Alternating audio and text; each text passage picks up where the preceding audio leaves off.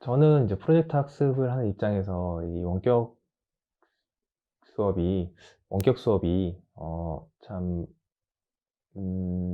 어찌 보면 이제 하나의 기회라고 생각을 합니다. 물론 이제 기존의 학교에서 학생들과 함께 하던 그만큼을 해낼 수 있을지 좀 고민이 되긴 하지만, 이 상황에서도 이제 프로젝트 학습은 계속 되어야 된다라고 생각을 하고 있거든요.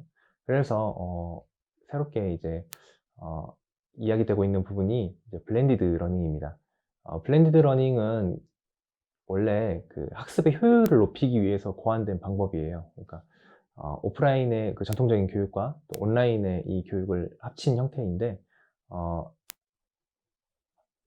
우리가 흔한 예로는 이제 거꾸로 수업 같은 경우가 이제 블렌디드 러닝의 한 형태라고 볼 수가 있습니다. 거꾸로의 경우에는 학생들이 활동할 수 있는 학교에서의 시간을 확보하기 위해서 공부할 내용을 미리 온라인을 통해서 배포를 하고 이제 공부를 개별적으로 하고 와서 이제 학교에서 여러 가지 활동을 할 수 있게 했던 그 한 방법인데요. 어 블렌디드 러닝은 이와 같이 온라인과 오프라인이 결합된 교육의 형태를 이야기하고 있고요. 지금 원격 수업의 상황은 이제 대규모 감염병에 의해서 이제 물리적으로 학생들의 거리를 만들어주기 위해서 이제 만들어진 상황이지만, 이 상황 안에서 우리가 블렌디드의 특성을 활용해서 이제 학교 수업을 해 나갈 수 있다라는 거죠. 저 같은 경우는 이제 프로젝트 학습을 가지고 블렌디드 교육 과정을 이제 생각을 하고 있는데요. 왜냐하면 이 프로젝트라는 건 한 가지의 주제를 가지고 또 계속되는 거기 때문에, 이 안에서 이제 어떤 날은 학생이 등교를 하는 날도 있고 어떤 날은 학생이 등교를 하지 않는 날도 있고, 또 이게 학급 전체가 등교를 하는 날도 있지만 학급이 또 다인수인 경우에는 또 나눠서 그 안에서 나눠 가지고 이제 또 등교하는 상황도 있기 때문에 이렇게 블렌디드를 생각하고 있습니다. 그래서 이번 이 앞 시간에 설명을 드렸던 그 뉴스 만들기 프로젝트 같은 경우에는 블렌디드로 한번 제가 바꿔 봤거든요.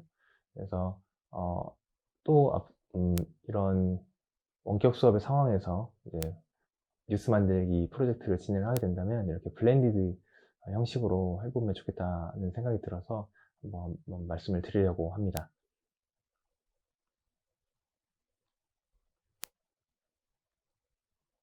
처음에 이제 뉴스의 특성에 대해서는 선생님이 강의를 하시게 되죠. 이 강의도 제가 계획상으로는 이제 대면 수업, 오프라인에서 이루어지는 수업으로 했지만, 이 상황이 이날은 학생들이 학교를 나오지 못하는 상황이라면 당연히 원격으로 줌을 통해서라도 네, 진행이 될 수 있다라고 생각을 하고요. 이렇게 블렌디드 러닝에 있어서 특히나 이런 대규모 감염병 상황에 있어서는 언제든지 온라인과 오프라인을 왔다 갔다 할 수 있도록 양쪽으로 생각을 해서 미리 편성을 하시는 것이 도움이 될 거라고 생각을 합니다.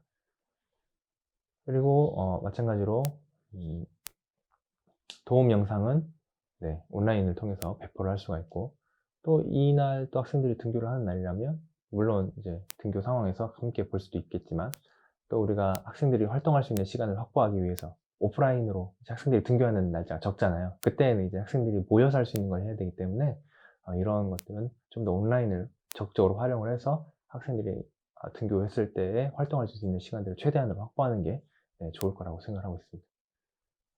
그리고 학생들이 또 아이디어 회의를 많이 해야 되는데 이런 상황이 온라인이 될지 오프라인이 될지 잘 모르잖아요.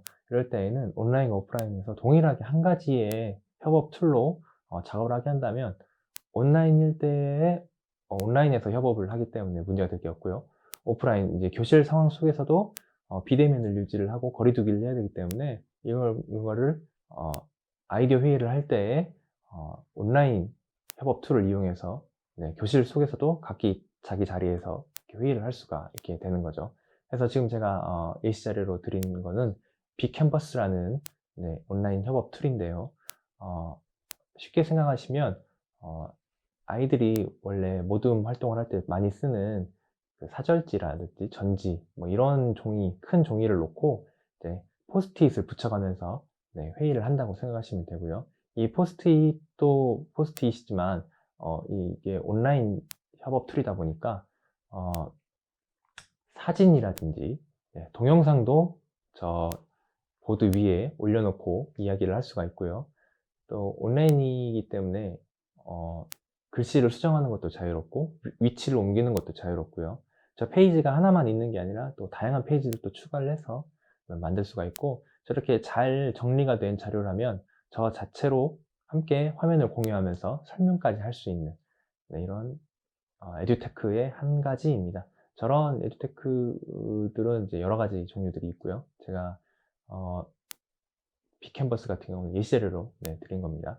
그래서 본인이 더 좋아하시는 게 있다면 얼마든지 활용하셔도 좋겠습니다. 그리고 이렇게 아이디어 회의를 통해서 이제 어느 정도 결과를 이제 정리를 해야 되잖아요.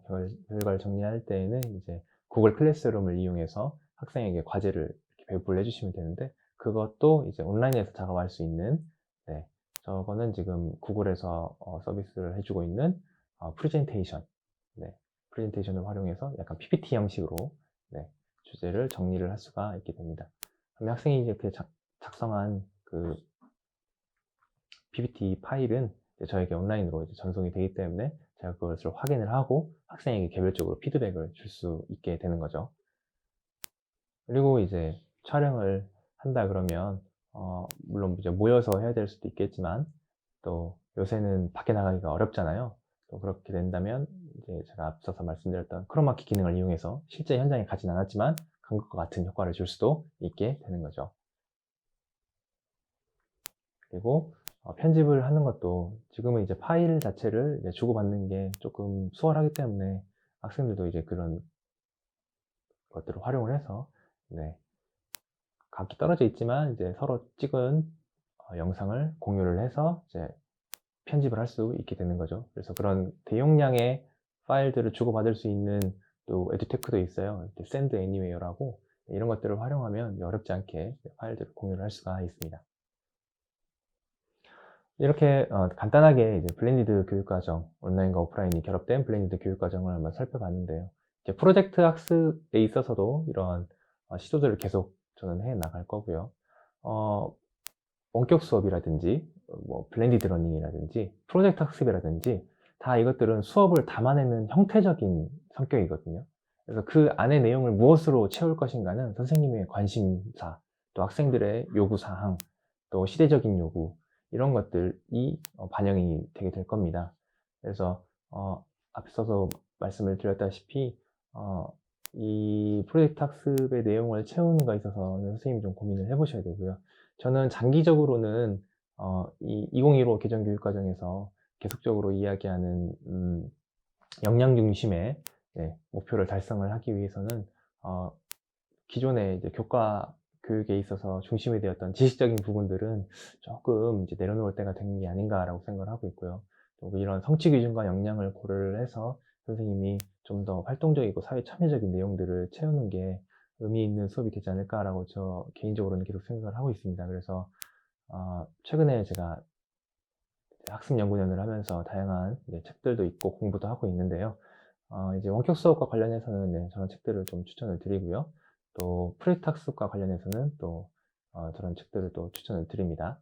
그리고 최종적으로는 교육이 나아가야 될 방향에 대해서 제가 생각해 봤을 때에는 이 학생들이 결국은 이제 다음 세대의 사회의 주역이 되고 또 나라를 이끌어 나갈 거잖아요.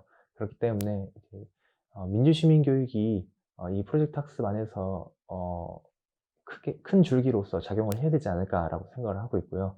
그래서 우리나라의 민주주의를 한번 돌아보게 만드는 책이 저 책이었거든요. 시민교육이 희망이다. 그래서 그 안에서 이제 자본주의와 메리토크라시에 대한 그 이야기들을 주로 다루고 있는데요. 이 내용들을 접하면서 우리 학생들에게 좀 더 살기 좋은 세상을 만들기 위해서는 이 민주시민성이 좀 더 강화가 돼야겠다라고 생각을 하고 있습니다. 긴 시간 프로젝트 학습에 대해서 함께 이야기 나눠보았는데요. 어떤 수업이든 정답은 없다라고 생각을 하고 있습니다. 이런 수업을 하는 사람도 있다라고 알아주시면 좋겠고, 또 선생님께서 프로젝트 학습에 관심이 있으시다면 이 강의를 통해서 조금이나마 보탬이 되었으면 좋겠습니다. 여기까지 선마을 선생님의 프로젝트 수업 이야기 교사 박호정이었습니다. 감사합니다.